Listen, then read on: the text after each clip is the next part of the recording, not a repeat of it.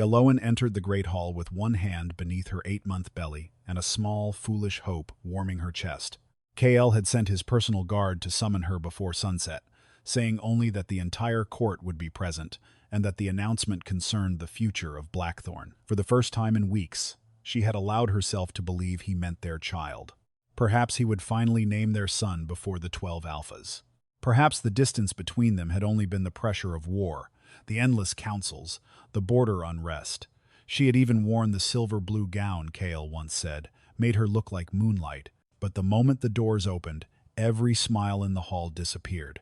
Hundreds of wolves turned toward her, not with celebration, but with the strained pity people wore when they already knew something the victim had not yet been told. Elowen slowed. At the far end of the hall, beside her husband's throne, stood Seraphine Vera in a bridal red gown. Elowen stopped walking. For one terrible second, her mind refused to give meaning to what her eyes were seeing. Seraphine's hair had been braided in the ceremonial style, reserved for a royal bride. Around her throat hung the moon-ruby necklace Kael had placed on Elowen during their own mating ceremony. The ancient silver chalice stood on the altar. High Priestess Mara was dressed in full ritual robes. Lord Garrick Vera stood beside his daughter with the satisfied expression of a father about to gain a kingdom. And Kael Elowen's mate, the father of the child moving beneath her heart, stood beside Seraphine in ceremonial black. No one had told Elowen, not her husband, not the council, not even the servants who had dressed her that morning. She had walked into her own humiliation, believing she had been invited to celebrate her unborn son. The realization did not feel like heartbreak at first. It felt like the floor disappearing beneath her feet. Her child moved suddenly, hard enough to make her catch her breath. Kael saw it. His gaze dropped to her belly, and for the briefest instant, something human flickered in his face. Elowen waited for him to come down from the dais. He did not. "What is this?" she asked. The question barely rose above a whisper, yet the entire hall heard it. Seraphine's mouth curved. Kael looked toward the gathered nobles before looking back at his wife, and that single hesitation told Elowen everything. He was not ashamed enough to stop, only ashamed enough to delay saying it. "House Vera has agreed to bind its army permanently to Blackthorn," he said. "The eastern territories are collapsing. We need their allegiance." Elowen stared at him. "I asked what this is." Kael's jaw tightened. Seraphine lowered her eyes in false modesty. Then Kael finally delivered the blow. "Tonight, Seraphine will be recognized as my royal consort." A sound escaped Elowen before she could stop it. Not a sob, not quite a laugh, but the broken breath of someone discovering that the person she trusted most had been preparing her destruction while she slept beside him. "Royal consort?" Her eyes moved from Kael to Seraphine's bridal gown. "You summoned your pregnant Luna to watch you take another woman?" Several nobles looked down. Kael descended one step. "Do not make this uglier than it needs to be." That sentence struck harder than the announcement. Elowen's face went still. "I am making it ugly?" she asked. "I came here believing you were going to name our child." Her voice cracked for the first time. "I spent an hour choosing a dress because I thought perhaps tonight my husband remembered we were still a family." Silence spread through the hall. Even Seraphine's smile faltered. Kael's eyes hardened not because her words were untrue, but because they had exposed him before his court. Seraphine recovered first. She stepped closer to Kael, resting her hand lightly on his arm. "Your Majesty, perhaps the Luna should return to her chamber. This cannot be good for the baby." Elowen turned her head very slowly. The sweetness in Seraphine's voice was more insulting than open cruelty. For months this woman had entered council meetings without invitation, borrowed Elowen's attendance, worn colors reserved for the Luna, and found reasons to remain alone with Kael long after midnight. Every time Elowen objected, Kael told her Seraphine was part of a necessary alliance. Every time Elowen questioned the strange changes in her medicine, he told her pregnancy had made her anxious. Now Seraphine stood, dressed like a bride beside her husband, and pretended concern for the child whose mother she had helped humiliate. "Do not speak about my baby," Elowen said. Her voice was no longer broken. It had become dangerously quiet. Kael stepped between them. "Enough." Elowen looked at him in disbelief. "You still think I am the problem. I think Blackthorn is surrounded by enemies, and you are forcing me to defend a decision made for this kingdom." "Defend it?" Elowen whispered. "Then defend it without hiding behind war." She looked directly into his eyes. "Say what you are doing. Say it to my face." Kael remained silent. Elowen took another step. Tell your Luna that while she carries your heir, you have chosen another woman for your bed."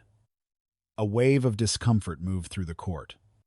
Kyle's pride rose instantly to meet the shame she had forced upon him. "It is one night of humiliation for the survival of my kingdom." Elowen stared at him, as if she had never seen him before. Something inside her shattered so cleanly that she almost felt relief. "One night?" she repeated. "You think humiliation ends when the candles go out?" Then Mara lifted the moonstone chalice, and Elowen finally noticed the empty cushion before the altar. A kneeling cushion.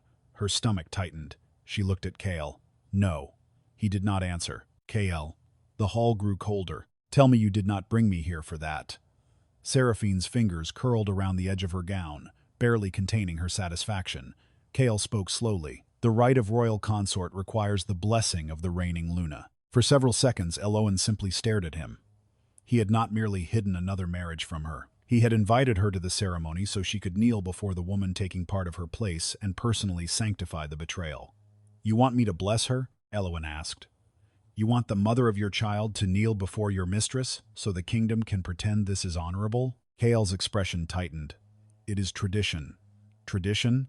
Her eyes filled at last, though she refused to let the tears fall. "When I was bleeding at Frostpass, tradition did not carry you out of that field. I did. When the northern packs refused your crown, tradition did not stand beside you while they called you unfit to rule. I did. When everyone said I was too low-born to become Luna, you held my hand and told me the moon goddess had chosen me before any council ever could." Her hand trembled against her belly. "And now you use tradition to make me kneel while I carry the child we prayed for." Kale looked away. That hurt more than if he had shouted. Elowen understood then that he still possessed enough conscience to know he was wrong. He simply did not love her enough in that moment to choose the pain of doing what was right. Seraphine approached with the chalice. When she stood before Elowen, her public expression was almost gentle. "Please," she said, "do not embarrass the king further." Then she leaned close enough that only Elowen could hear. "You should have seen your chamber this afternoon. Your cradle is beautiful." Elowen froze. Seraphine's smile deepened. "I had it moved to the western wing. I thought I should become accustomed to the things that will eventually belong to me." Elowen's blood went cold. "You touched my child's cradle?" Seraphine tilted her head. "If the child survives, I suppose we can always return it." The words punched the air from Elowen's lungs. Her hand flew protectively to her stomach. She looked at Kale, but he had not heard.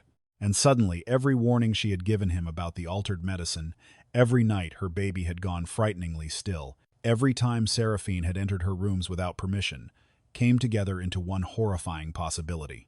Elowen stepped backward. "I will not bless her." The hall erupted in whispers. Kale's eyes hardened. "Elowen, no." It was the first time she had ever refused a direct royal command before the entire pack. "You may shame me as your wife. You may replace me in your bed.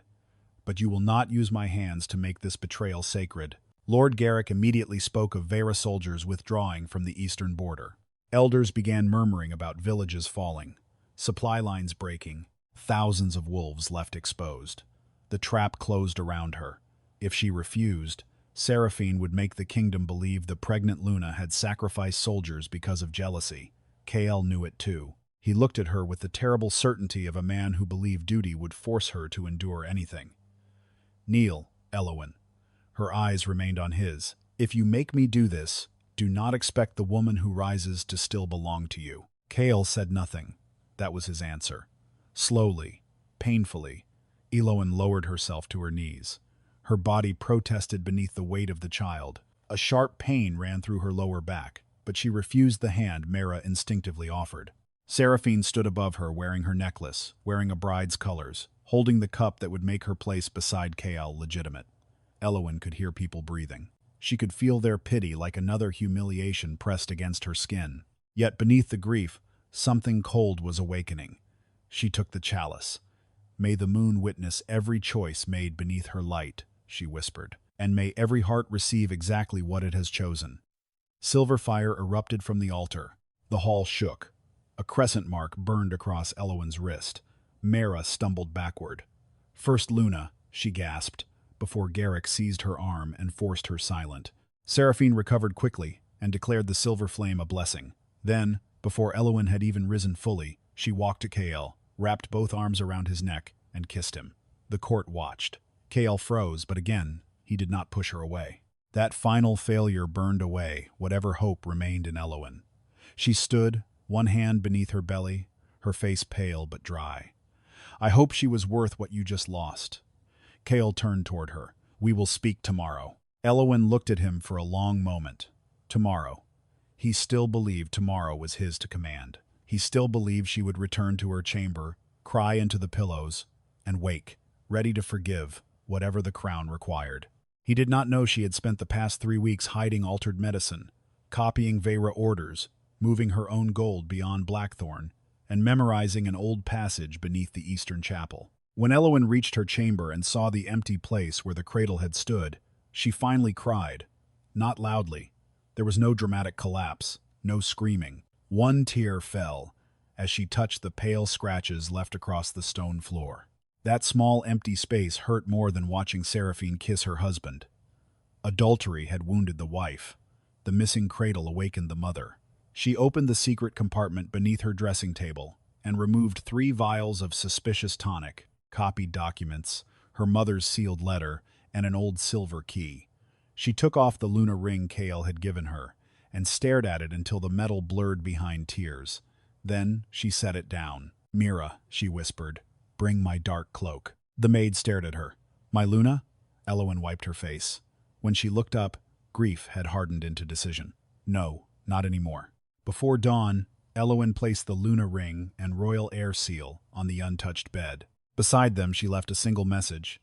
You invited me to celebrate our child and made me bless your mistress instead. You gave her my place.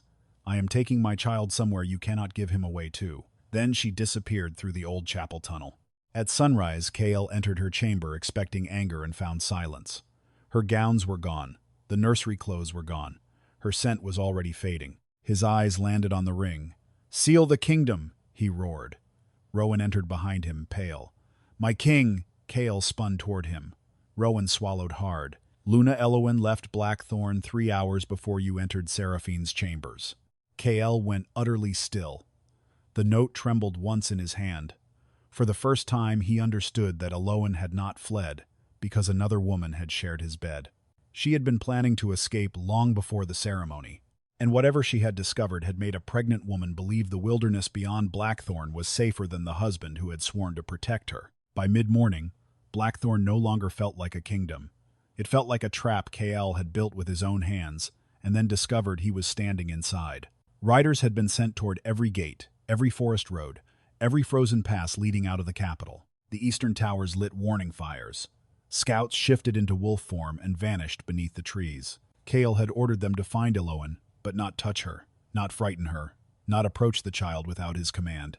Even while issuing those orders, some stubborn part of him still believed she would be found within hours. Elowen had never abandoned duty. She had never walked away from wounded soldiers, starving villages, or a husband who returned from battle half dead. Surely she would not walk away now. Yet the empty chamber contradicted him more brutally than any enemy ever had. Her absence was not chaos. It was organized, deliberate, final enough to make the ring in his fist feel heavier than his crown. Rowan stood near the bed while Kael searched the room for the 3rd time, as if rage might force some hidden answer to appear. There is no sign of struggle, the beta said carefully. No blood, no broken lock, no sedative. Kael turned on him. Then someone helped her. Rowan did not flinch. Yes. The single word landed like an accusation. Kael's eyes narrowed. Who? Rowan looked toward the half-empty wardrobe. That is what troubles me. Perhaps more people helped her than we realize. He opened a drawer and showed Kael several velvet boxes left behind. Inside were royal jewels Elowen had once worn at state ceremonies. The personal pieces inherited from her mother were gone. So were her winter boots, plain traveling dresses, medical herbs, and every small blanket prepared for the baby. A woman fleeing in heartbreak takes whatever she can carry, Rowan said. A woman planning to disappear leaves behind what can identify her. Kael stared at the abandoned jewels. Slowly, horribly, the difference began to sink in. The palace records made it worse. 2 weeks earlier, Elowen had dismissed 3 servants from her personal household with generous pensions and sent them to relatives beyond the capital. 9 days earlier, She had withdrawn most of the silver belonging to House Vale from the royal treasury. 6 days earlier, she had ordered no more ceremonial gowns until after the birth. 4 days earlier, someone using her private seal had requested old maps of the roads leading toward Moonvale. Kale read every entry in silence. Each date was a wound because each one proved Elowen had been preparing while still sleeping beneath the same roof as him. She had smiled at dinner. She had asked whether he would attend the healer's examination. She had stood beside him during council. All that time, she had been measuring the distance between herself and freedom. "Why did no one tell me?" Kale demanded. Rowan's answer was quiet. "Perhaps because she believed telling you would make escape impossible." Kale slammed the ledger shut hard enough to crack its wooden spine. "She is my mate." Rowan's expression changed. Not insolent, worse, disappointed. She was also frightened. Kale took one step toward him. Every wolf in the corridor beyond the chamber stiffened beneath the force of their king's anger. Rowan lowered his gaze only enough to respect rank, not enough to surrender the truth. "My king, I have served you since we were boys. I carried you off Frost Pass after Elowen stopped your bleeding. I watched her sit beside your bed for 7 nights while you were unconscious." He paused. "If that woman planned an escape while carrying your heir, we should stop asking why she left and start asking what made her believe staying was more dangerous." Kale's jaw clenched. He wanted to order Rowan out. Instead, his eyes fell on the empty place where the cradle had once stood, and Seraphine's whispered reassurances from the previous night suddenly tasted poisonous in his memory. While Kale tore through the traces of Elowen's fear, Seraphine moved through the palace as if absence had already become inheritance. By noon, her trunks had been carried into the Luna's eastern wing. Servants were ordered to remove Elowen's winter tapestries. Her silver combs were gathered from the dressing table. 2 seamstresses arrived carrying crimson fabric intended for new curtains. When Rowan reached the corridor, he found a maid kneeling beside a brazier with several of Elowen's old gowns folded at her feet. "What are you doing?" he demanded. The girl went white. "Lady Seraphine said the Luna abandoned Blackthorn. She said these should be burned before they attract bad fortune." Rowan kicked the brazier over before the flame could catch. Seraphine appeared at the far end of the corridor. "You forget yourself, Beta." Rowan looked at her without bowing. "And you seem eager to forget the Luna before her bed is cold." Kale arrived moments later, drawn by the raised voices. Seraphine immediately softened. "Kale, I was only trying to restore order. The court is frightened."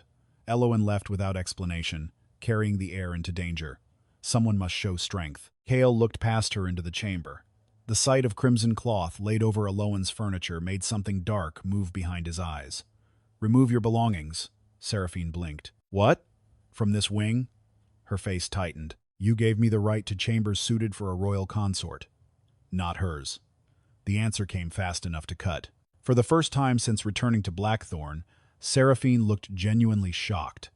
Then pain appeared beautifully on command. "You humiliated me before the servants because she ran away?" Kale's expression hardened. She did not run away. Rowan heard the uncertainty beneath the words. Kale heard it too. Seraphine did not. "Then what do you call a Luna who deserts her king?" Kale stared at her. "Careful." That afternoon, High Priestess Mara sent for Rowan. She had spent the morning examining the 3 sealed vials Elowen left behind. When Kale entered the temple infirmary, the old priestess did not bow deeply enough to satisfy court etiquette. She placed one vial between them. "Your Luna was right." Kale stopped breathing. Mara uncorked it and poured a few drops into a shallow silver dish. The liquid turned black where it touched crushed moonleaf. Moonbane root. Very small quantities. Rowan's face went hard. Kale remained motionless. "What does it do?" Mara looked directly at him. "To an adult wolf? Weakness? Cramping? Dizziness? To a pregnant Luna?" She paused, and the silence sharpened every word that followed. "It slowly weakens the womb, disrupts the bond between mother and child, and can cause premature labor. If enough accumulates, the child may die before birth. The mother may bleed out trying to deliver him." For several seconds, Kale heard nothing except Elowen's voice from the night before. "Our son stopped moving for hours after I drank it. I begged you to replace the healer." Every memory returned with merciless clarity. Elowen pushing away a cup at breakfast. Seraphine laughing that pregnancy had made her difficult. Elowen waking him at midnight because the baby had gone still. Kale promising they would discuss it after council, and then never returning to the subject. His hand closed around the edge of the table until the wood groaned. Who had access? Mara answered. The royal medical stores were transferred to Vera management 3 months ago. Kale looked up sharply. Rowan produced a folded decree. Signed by you. Kale snatched it. His own name stared back at him beneath the royal seal. He remembered the meeting now. Garrick had offered supplies, healers, and border troops. Kale had signed without reading the lower provisions because Seraphine told him it was routine. The room seemed to tilt. He found the Vera steward in the lower courtyard before sunset. Kale did not send guards. He dragged the man out himself. Wolves scattered as their king slammed the steward against a stone pillar hard enough to split his lip.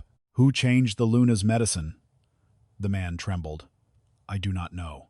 Kale drove him down to his knees. Then remember. Seraphine appeared with Garrick and several council elders, her face pale with outrage. Kale, what are you doing? He turned on her with such violence in his expression that even Garrick stopped. Moonbane was found in Elowen's tonic. Seraphine's mouth parted. She performed shock perfectly. That is impossible. Your household controlled the stores. My household contains hundreds of servants. Am I responsible for every thief and fool among them? Tears gathered in her eyes. She planned this. She left those vials so you would blame me. For one sickening instant, Kale almost believed her. Not because the explanation was convincing, but because believing Seraphine would spare him from something worse. Accepting that Elowen had been telling the truth, while he repeatedly called her jealous. Rowan saw the hesitation and hated him for it. He stepped forward and threw another document onto the ground between them. The steward signed for the tonic under Vera authority. The dosage changed 6 weeks ago. Seraphine's eyes flashed toward the man. Too quickly. Rowan caught it. Kale caught it too. Garrick immediately interrupted, accusing the steward of acting alone. Kale looked from father to daughter, then back at the trembling servant. Put him in the lower cells. No one from House Vera speaks to him. Seraphine's tears vanished. You would insult my father's house over the accusations of a woman who abandoned you? Kale's voice dropped. She was carrying my son when someone poisoned her. Choose your next words carefully. Far from Blackthorn, Elowen nearly collapsed at the edge of Moonvale before she reached the first watchtower. Her legs had begun trembling hours earlier, but she refused to stop while the capital's mountains were still visible behind her. Every shadow sounded like pursuit. Every distant howl made her hand close around the dagger hidden beneath her cloak. When a mounted patrol blocked the road, she drew the blade before they even spoke. General Darius Frost dismounted slowly. He had not seen Elowen in 4 years, but recognition hit him instantly. The proud Luna, who had once crossed a battlefield under arrow fire, now stood before him pale, exhausted, pregnant, and prepared to stab anyone who tried to send her home. If Kale sent you, she said, I will not return. Darius removed his sword and laid it on the ground between them. I owe you my life. I will not sell yours back to the man who broke it. That was the first kindness Elowen had received without conditions in months, and it nearly destroyed her. She turned her face away before Darius could see how close she was to crying. I do not need protection from heartbreak, she said. I need protection for my child. Darius looked at the way her hand covered her belly. Then tell me who is hunting him. Elowen hesitated before pulling one sealed vial from her cloak. I do not know yet. Her voice roughened. But Seraphine knew about the cradle before I did. She knew my medicine made him stop moving. Last night she told me he might not survive long enough to see her become Luna. Darius's expression went cold. Did Kale hear her? Elowen shook her head. No. Then she added more painfully, but I warned him before she ever said it. He chose not to hear me. That was the wound beneath every other wound. Not that Kale had failed to save her, that he had taught her she was alone before danger ever came. That night, while Elowen finally slept behind Moonvale's guarded walls, Mara entered Kale's private council chamber, carrying an ancient book bound in cracked white leather. The silver mark from the ceremony had troubled her since the moment it appeared. She opened the book to an illustration of the same crescent burned across Elowen's wrist. Kale stared at it. What is that? Mara's face was grave. The mark of the first Luna. Rowan leaned closer. Kale frowned. That bloodline vanished centuries ago. Apparently not. Mara turned another page. The mark appears only when a woman of the first Luna line carries an heir, recognized directly by the moon. Kale's face lost color. Mara closed the book. Your wife did not leave because another woman entered your bed, Kale. She had never used his name inside council before. She left because someone inside your palace was trying to murder your unborn heir. Then she looked toward the locked doors. And whoever began it may still believe the child is alive. The silver key in Elowen's hand was no longer just an inheritance from a dead mother. By dawn, it had become the only thing standing between her child and the truth someone had spent decades burying. High above Moonvale, beyond the snow-covered pines and the abandoned road leading into the old temple cliffs, Darius watched her struggle up the stone steps while pretending not to notice the pain tightening her face every few minutes. Elowen refused his arm twice before finally placing one hand against the wall to steady herself. "If you fall," he said quietly, "I am carrying you whether you approve or not." She almost smiled, but the expression vanished beneath another wave of discomfort. "Then pray I do not fall." The temple doors had not opened in nearly a century, yet when Elowen pressed the silver key into the crescent-shaped lock, the entire stone arch shuddered, and something old inside the mountain seemed to wake. The chamber beyond smelled of dust, cold stone, and dried moonflowers. Ancient wolf carvings covered the walls, but Elowen barely saw them. At the far end stood a sealed chest, bearing the same crescent mark that had burned across her wrist in blackthorn. Her breath caught. For years, her mother's final letter had contained only fragments. Never surrender the key. Never show it to the royal council. And if the moon ever marks you, go where the first Luna was buried. Elowen had once believed those words were the fears of a dying woman. Now she opened the chest and found a truth large enough to change a kingdom. Inside were genealogies, royal decrees, and a moonstone pendant bearing the sigil of Lysandra Vale. Darius read over her shoulder, his expression hardening. Elowen's mother had not been a forgotten border noble. She had been the last publicly hidden descendant of the first Luna, the woman who founded Blackthorn beside the first Alpha King. Elowen sat slowly on the edge of the stone altar as the meaning settled over her. All her life she had been mocked for being low-born. Elders had questioned whether her blood was worthy of Kyle. Noble women had whispered that she only became Luna because the moon goddess made a sentimental mistake. Seraphine had used that cruelty like a knife, reminding Elowen at every opportunity that House Vera possessed lineage, armies, wealth, and history. Yet the oldest records in Blackthorn named Elowen's bloodline before theirs. None of it gave her comfort. She did not care about being more important than Seraphine. She cared about the decree beneath her hands. It stated that a child born between a direct descendant of the first Luna and a reigning Alpha King would be recognized as moon heir, protected above all ordinary succession claims. Darius read the final passage twice. "No council can replace him," he said. Elowen looked down at her belly. "That is why they need him dead." Back in Blackthorn, Kale had not slept. He sat alone in the council chamber, surrounded by documents that now looked less like politics and more like evidence of his own blindness. Rowan entered, carrying a bundle of sealed reports recovered from the royal archives. "These were filed under medical logistics," he said. Kyle tore through them until one page stopped him cold. 6 weeks earlier, Elowen had submitted a written complaint about the altered scent and bitterness in her tonic. Her handwriting was unmistakable. Beneath it, in black ink, was Kael's own order. "Pregnancy has made the Luna overly suspicious. No action required." For several seconds he did not move. Then he placed the page down with extraordinary care, as though sudden movement might make the words disappear. "I wrote this." Rowan said nothing. Kael swallowed. "She came to me afterward." He remembered her standing beside his desk, pale and frustrated, asking him to investigate. He had barely looked up from the border maps. The memory became unbearable, because now Kael could see the moment from outside himself. Elowen had not been dramatic. She had been afraid. She had been carrying his child inside a palace where someone controlled what entered her body, and she had gone to the one man whose duty should have made her safe. He dismissed her. Worse, he had allowed Seraphine to laugh afterward about pregnant nerves. Kael rose so abruptly the chair overturned. "Find every record signed by Vera in the last 6 months." Rowan nodded. Kael stopped him before he left. "And Rowan," the beta turned.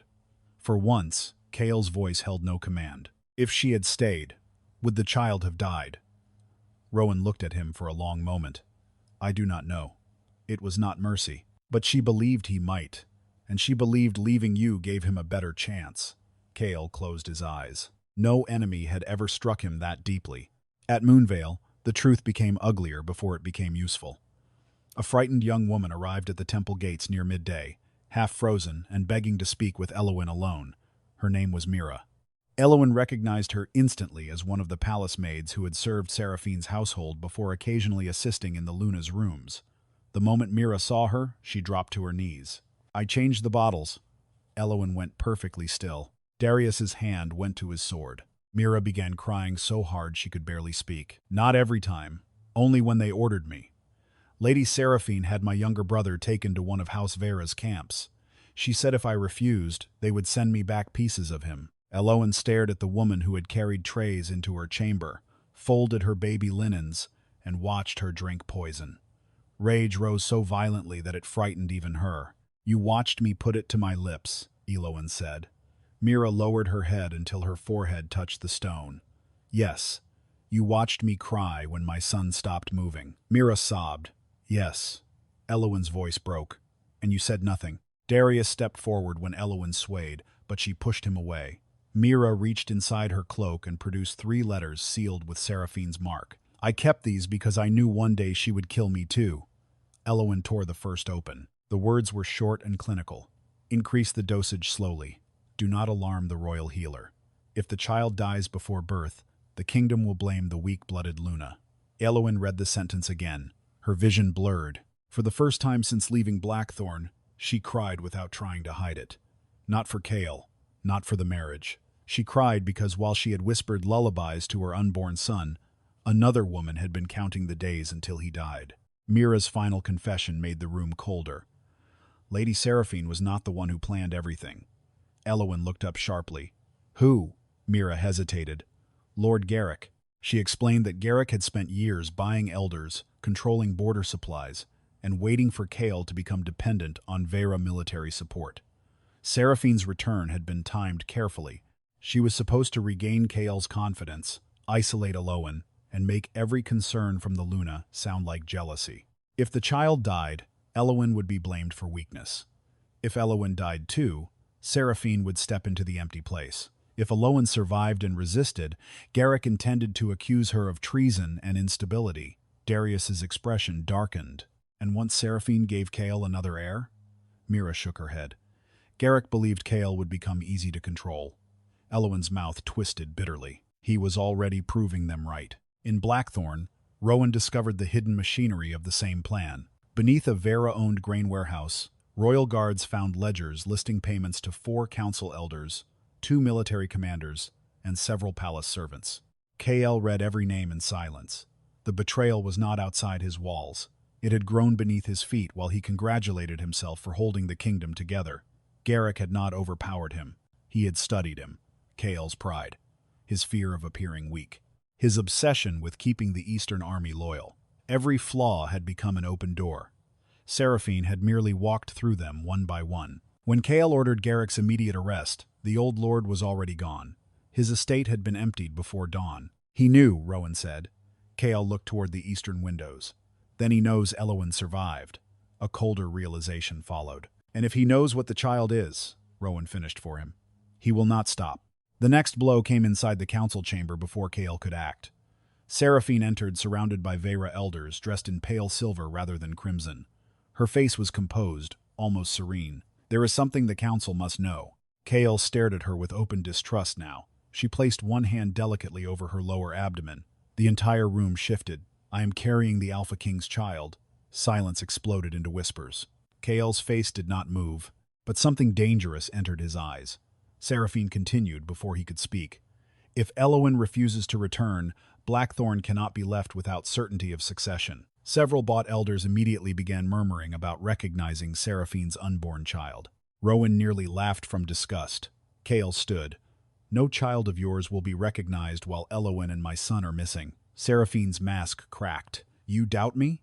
"I doubt everything that comes from House Vera." High Priestess Mara arrived before Seraphine could answer. She carried the same ancient white book she had shown Kale the night before. "Then doubt this less." She opened to a page describing the silver flame and the mark of the first Luna. Kale read in silence as Mara explained the ancient law. The ritual he had forced upon Elowen had not blessed Seraphine at all. When a reigning alpha compelled a first Luna carrying a moon heir to sanctify another woman, The moonstone did not recognize submission. It judged choice. The silver flame meant the bond of royal obligation had been broken. Kael's blood seemed to leave his face. "What are you saying?" Mara's voice was merciless. "You thought you ordered your wife to accept your mistress. Instead, before hundreds of witnesses, you released Elowen from every duty that forced her to remain beside you." Seraphine snapped. "That is absurd." Mara turned on her. "The goddess did not bless you. She freed the woman you were humiliating." For the first time, Seraphine looked frightened. Kael looked worse. He saw the entire scene again. Elowen kneeling, the silver fire rising, her final words about every heart receiving what it chose. He had believed power meant compelling obedience. Instead, his command had legally severed the one obligation he assumed would always bring her back. Before anyone could speak again, the council doors burst open. A mud-covered rider stumbled inside, breathing hard. "Message from Moonvale." Kael crossed the chamber in 3 strides. "Elowen?" The messenger swallowed. "She has gone into labor." Kael stared at him. "She is not due for nearly 2 months." The rider's eyes dropped. The healers believe the poison triggered it. Kael was already moving when another guard entered from the opposite door. "My king, the eastern gate has fallen. Vera soldiers have turned on the royal garrison." Rowan drew his sword. The hall erupted. Seraphine backed slowly toward the shadows, but Kael saw her. Their eyes met, and whatever remained between them died in that instant. He pointed at her. "Confine her." Seraphine's face twisted. "Kael." Not another word. Guards moved toward her. Yet as the palace descended into chaos, and Kael prepared to fight his way toward Moonvale, Seraphine's fear hardened into something uglier. Later, from inside the chamber where she was held, she pressed a hidden signet against a waiting messenger's palm. "Right ahead of him," she whispered. "Find Elowen before the king does."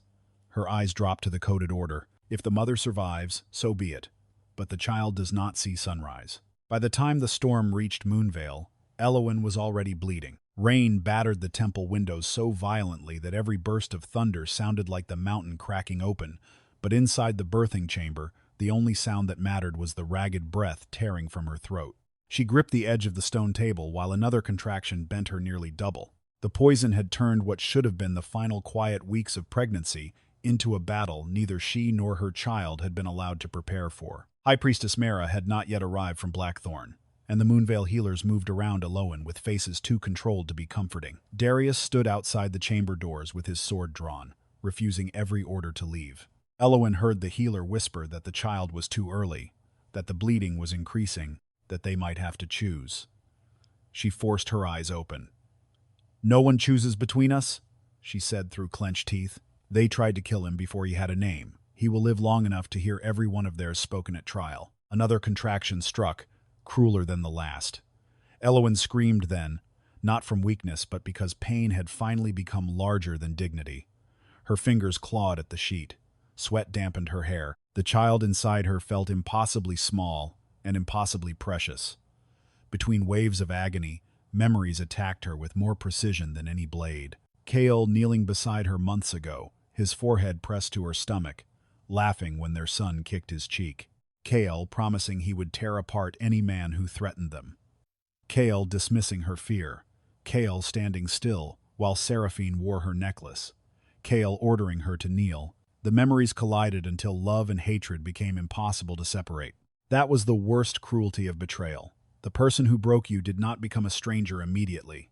Sometimes you still remembered the warmth of their hands while bleeding from what those same hands allowed. Outside the temple, Darius heard the first howl from the forest and knew it was not one of his patrols. He stepped down into the rain just as 3 wolves emerged between the trees, then 5 more behind them. Non war Moonvale insignia. Their armor carried no crest, but Darius recognized the discipline of trained soldiers, Vera men.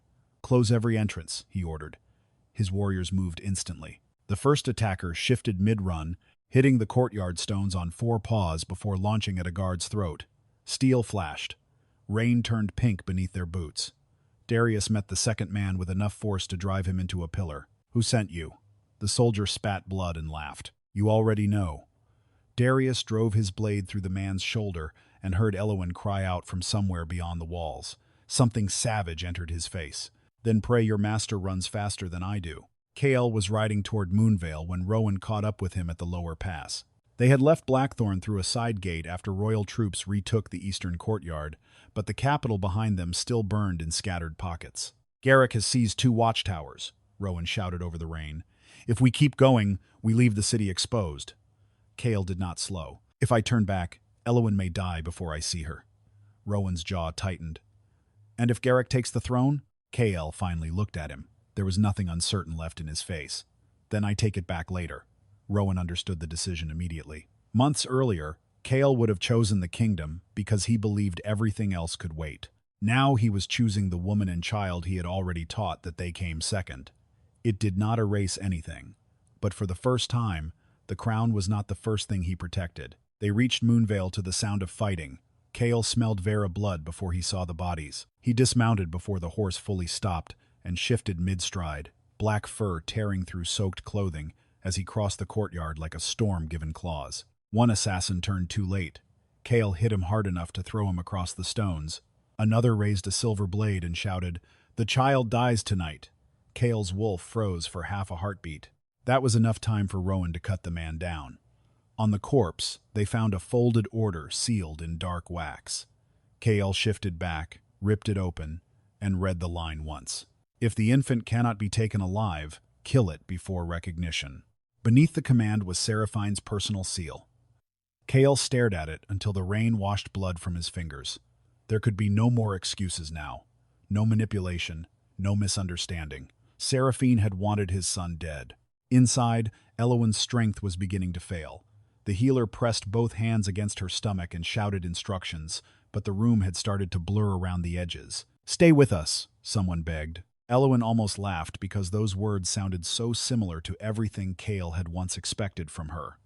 Stay, endure, forgive, carry the weight a little longer. Her body had done enough staying. She closed her eyes and felt the child's heartbeat through the bond, faint but present. "You do not leave me," she whispered, though she no longer knew whether she was speaking to him or herself. Then the chamber doors shook under a violent impact. Darius's voice roared from outside. Steel clashed again. Elowen's eyes flew open. "They found us." The healer tried to calm her. Elowen seized her wrist. "If anyone enters who is not Moonvale, you take my son through the lower tunnel. And you?" Elowen's face became still. "I will make sure they follow me instead." The next scream tore through the temple just as Kael reached the corridor. Darius stepped in front of the birthing chamber, sword red to the hilt. For one explosive second, the 2 alphas faced each other as enemies. "Move," Kael said. Darius did not. "She said you do not enter." Kael's eyes darkened. "My son is being born behind that door. And the woman giving birth to him does not trust you." The words hit harder than a challenge. Kael stepped closer. "You think standing between me and my mate makes you noble?" Darius's mouth tightened. "No.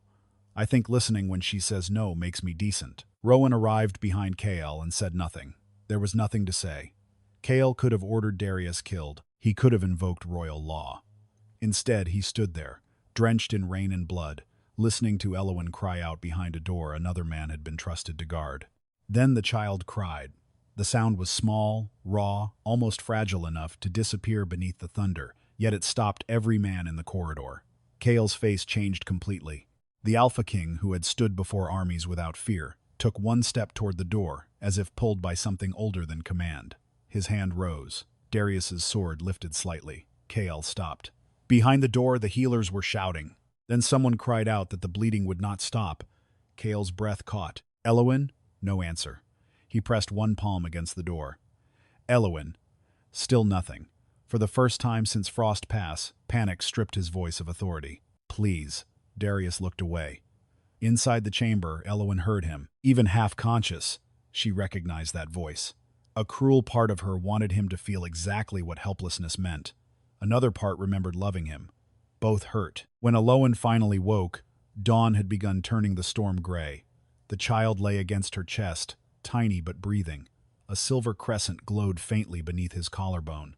Moon Heir. The healers whispered the title with awe, but Elowen only touched his cheek and cried silently. He was alive. That was enough. Then she heard Kael outside the door. He had not left. Darius entered first and told her about the assassination order. He placed Seraphine's sealed command beside the bed. Elowen read it once. No tears came this time. Something inside her had passed beyond grief. Is Kael still there? Darius nodded. She looked down at her son. Tell him he may hear the child. He may not enter. Darius hesitated. Do you want me to tell him why? Elowen's eyes lifted. He already knows why. Kael received the message without argument. He sat against the cold corridor wall while his son cried behind the door. Hours passed. No crown, no guard, no throne separated him from the truth anymore. He had once believed being king gave him the right to decide which pain others should endure. Now a wooden door denied him more completely than any enemy army ever had.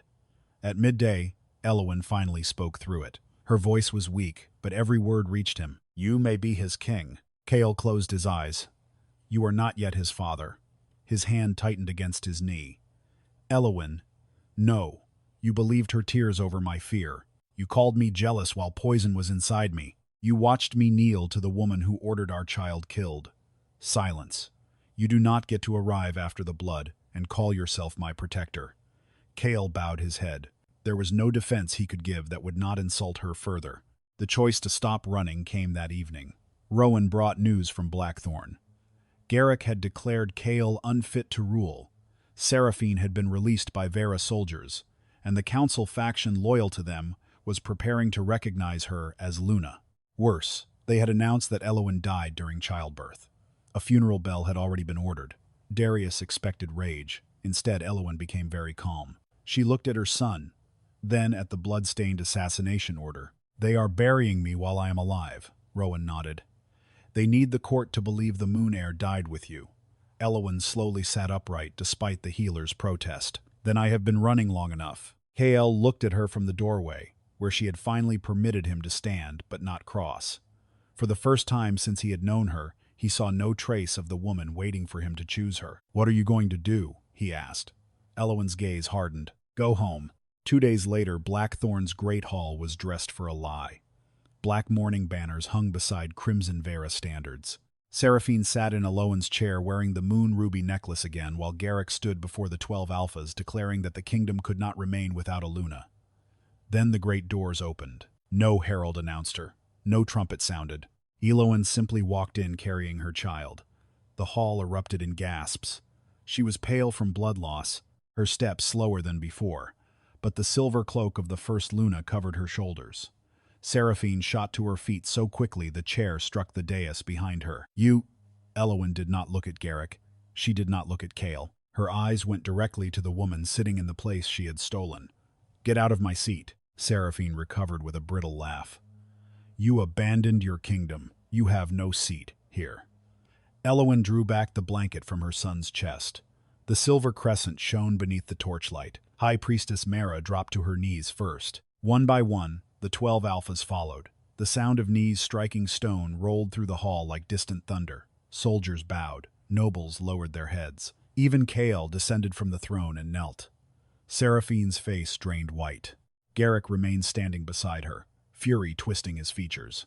Elowen looked at them both, then placed the assassination order on the council table. Seraphine recognized her own seal. Tomorrow, Elowen said, her voice carrying across the hall without needing to rise. I will not ask who betrayed me. Her gaze sharpened. I will prove who tried to murder my son. The trial began at sunrise beneath the same black stone arches where Elowen had once been ordered to kneel. No music played, no banners moved. Even the braziers seemed to burn more quietly as the 12 alphas took their seats and the people of Blackthorn packed every gallery above the great hall.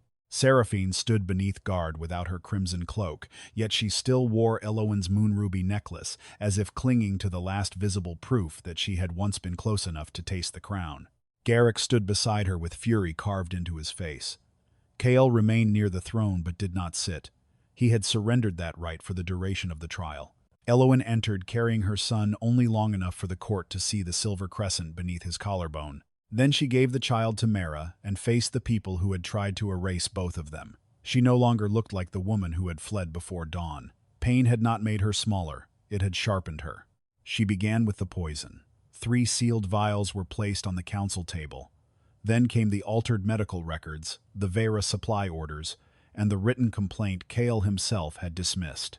No one spoke when Rowan read Kael's old note aloud. Pregnancy has made the Luna overly suspicious. No action required. Kael lowered his head. Elowen did not look at him. She looked at the court.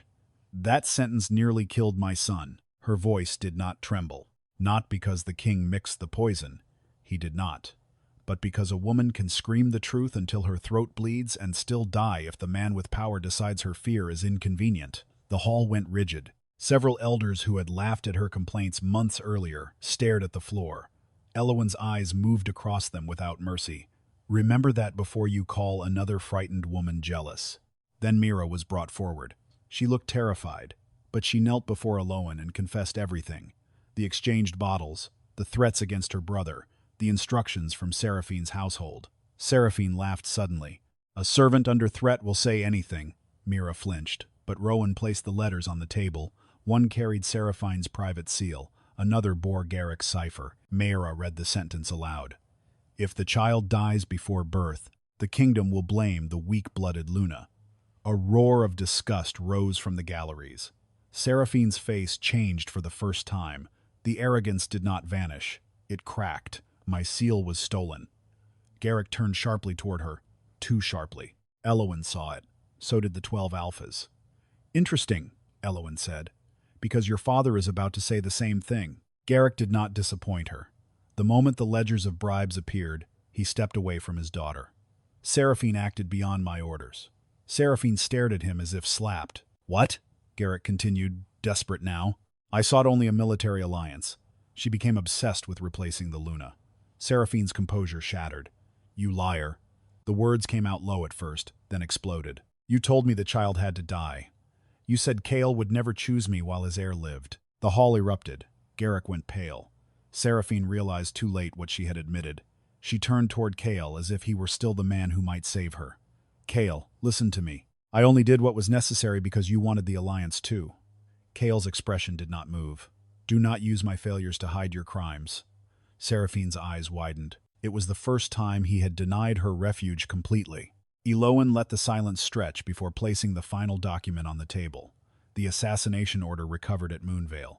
Seraphine's seal was visible even from the galleries. If the infant cannot be taken alive, kill it before recognition. No one whispered now. The rage in the hall had become too heavy for sound. Elowen stepped closer to Seraphine. You threatened him before he was born.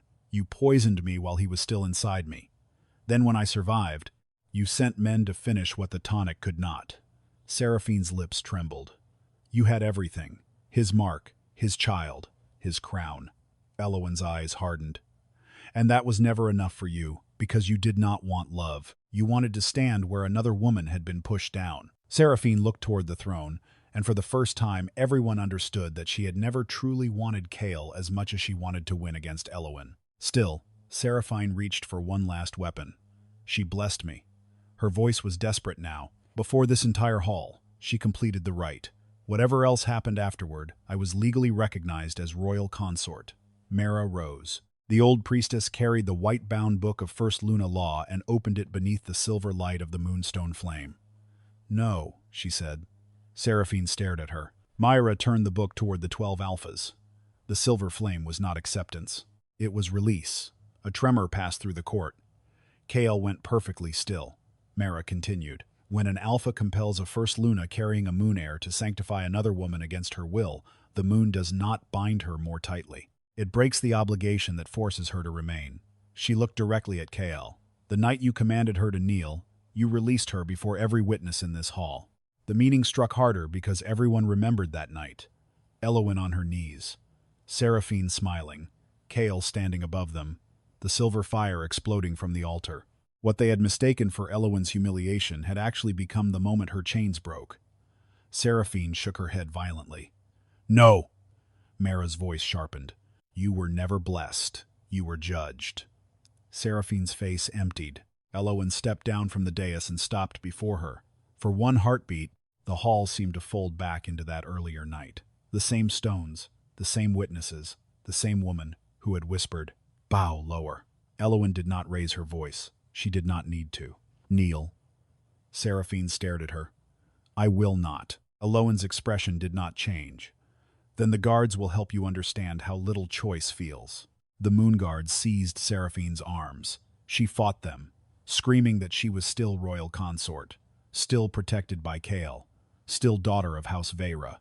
One by one, those identities were stripped from her in front of everyone. Mara removed the crimson consort chain from her wrist. Rowan tore the Vera military insignia from her cloak. Finally, Elowen reached forward and unclasped the moon ruby necklace from Seraphine's throat. Seraphine went still. That necklace had been the first thing Elowen saw on the night her marriage broke.